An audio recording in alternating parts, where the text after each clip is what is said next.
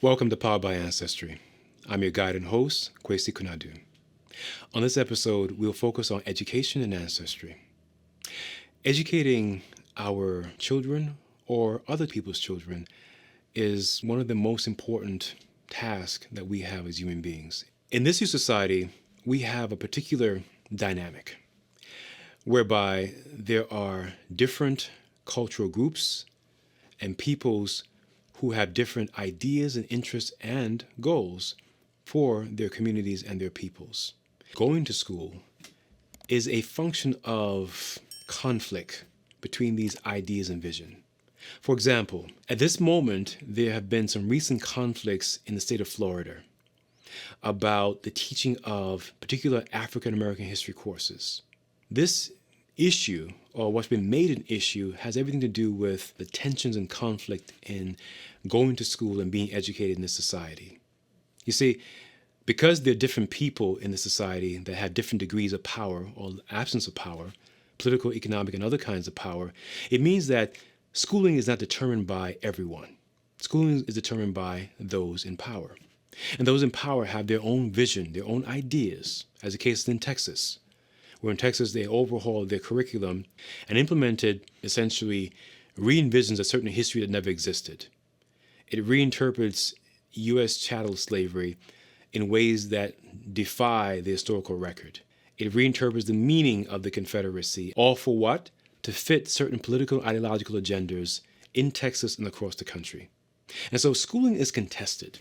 And this is what I want to bring our attention to. The contestation of schooling, that is, the conflict and tensions that are always present in the act of going to school.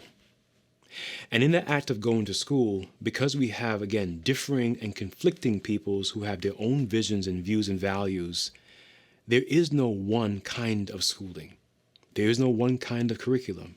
There is no shared vision for what an educated person should or should not be. And that's why you see so much confusion if you follow the news or read in the field of education.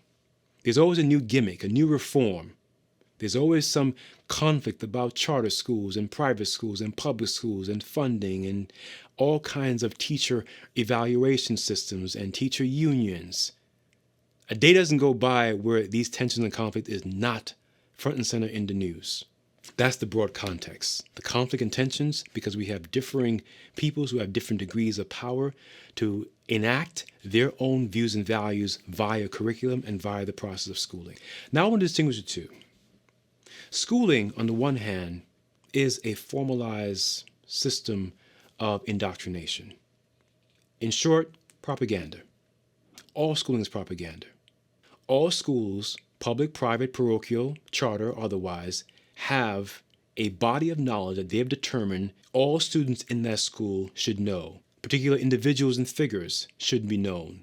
Particular data points that should be known and memorized and then, of course, spit out on a standardized test. That's ideological. There's very little curiosity that drives schooling. There's zero intuition that drives schooling. Schooling is memorization, it is testing, and evaluation. And so if you memorize well, if you test well, then you will be quote unquote successful.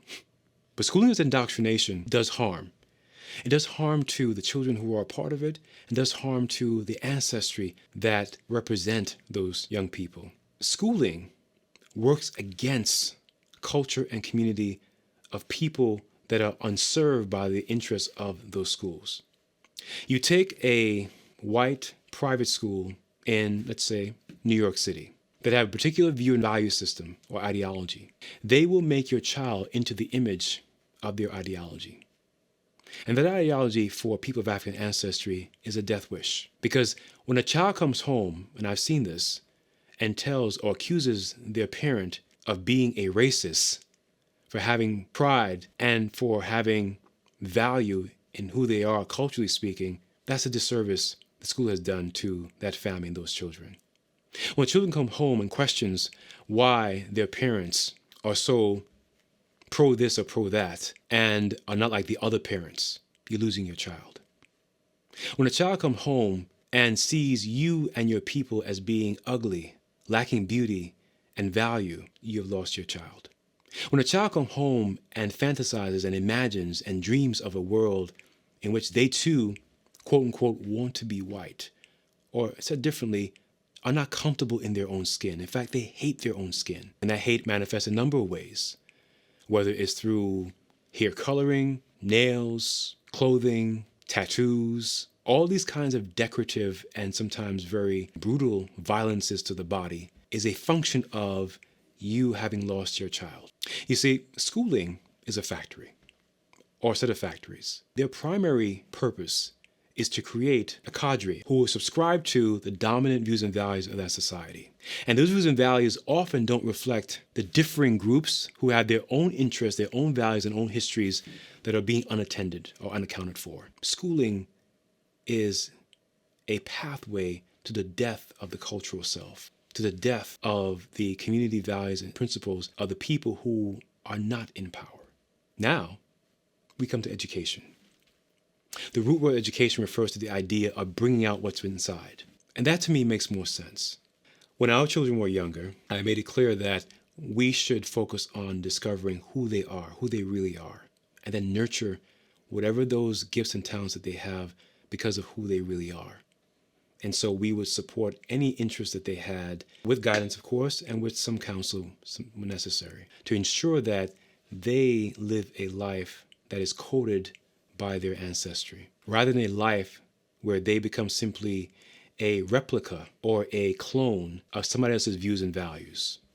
You see, schooling is about putting from outside within to dislodge and to destroy the cultural self as one was born and intended to live out the purposeful life.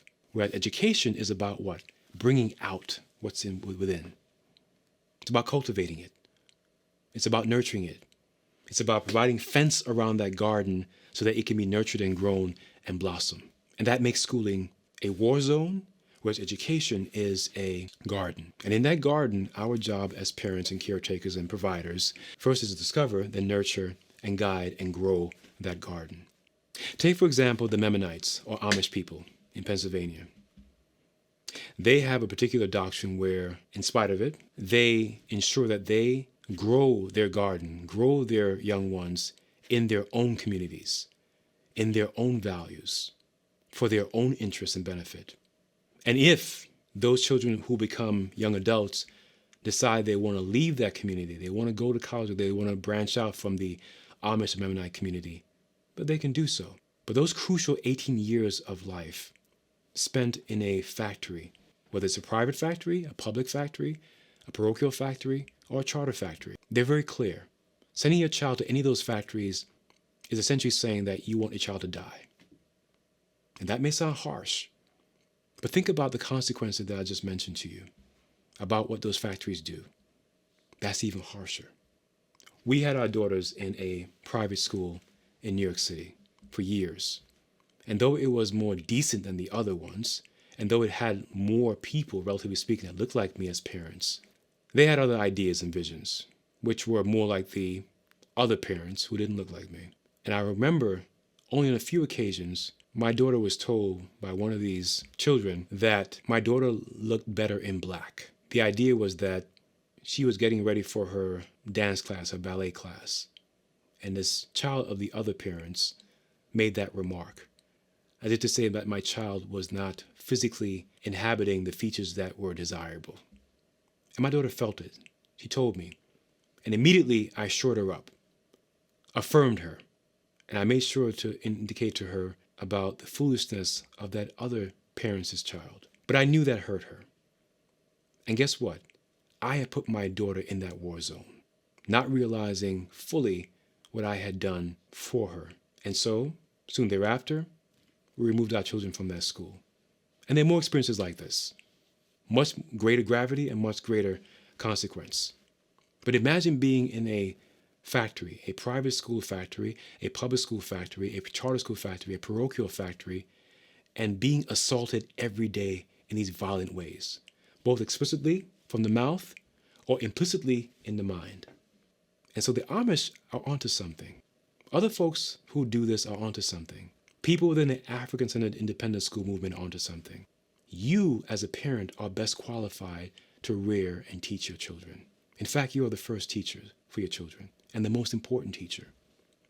Outsourcing that responsibility is essentially putting your child on a conveyor belt to death. Death of the self, death of their possibilities, and disconnection from their ancestry. We want our child to learn, and I understand that we have to have a way to provide for our livelihoods, i.e. a job. But think about this. When children decide to come through certain parents, that means we have a responsibility to care and nurture them in that garden, and to do so, making our jobs that rather than our work the first priority. As we know, we have to make a living. But the question is, how do we make that living? So at one point, we homeschooled our children while working full time. You have to decide how you want to make that happen. But our job as a parent is primarily to be our children's first educators and to educate them, not school them, to bring out and discover and nurture and grow who they really are. Our ancestors will not only be pleased, but they will begin to what? Do their part to protect, guide, and further nurture them along their way into and through this world of ours. Schooling is a path to death. Education is a path to life. But it has to occur when parents take their job as parents as the most important job. And then everything else has to fall in line with that. Because what's at stake? Your children. So next time you think about school choice, next time you think about where to send my children, revisit this video and think about the ancestral implication of the choices we make around schooling education. I thank you for joining us this time, powered by Ancestry. I've been your guide, Kwesi Kunadu. Look forward to seeing another episode.